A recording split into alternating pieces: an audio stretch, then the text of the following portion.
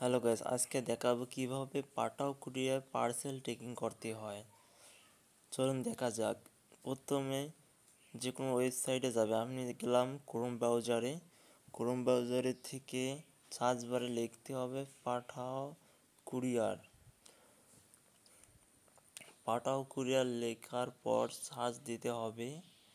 Search দেওয়ার পর এরকম একটা ওয়েবসাইট আসবে। প্রথম ওয়েবসাইটটি ক্লিক করতে হবে। ক্লিক করার পর এরকম একটা পেজে নিয়ে আসবে। এখানে লেখা আছে বিকম এ মার্চেন্ট, এখানে ক্লিক করতে হবে। ক্লিক করার পর আপনার যদি অ্যাকাউন্ট থাকে পাঠাও কুরিয়ারে তাহলে লগ ইন করে দেখতে পারবেন, আর যদি না থাকে উপরের দিকে তুলতে থাকবেন। এই যে এখানে track your order, tracking number চাইছে। যে কোনো একটা ট্র্যাকিং নাম্বার আমি কপি করে রাখছি, এটা আমি পেস্ট করতেছি। পেস্ট করার পর ট্র্যাক অর্ডারে ক্লিক করব।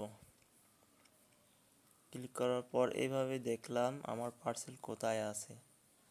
আপনিও এভাবেই পাঠাও কুরিয়ার পার্সেল ট্রেকিং করতে পারবেন, আপনার পার্সেলটি কোথায় আছে। পরবর্তী ভিডিও পেতে আমাদের চ্যানেলটি সাবস্ক্রাইব করে রাখবেন।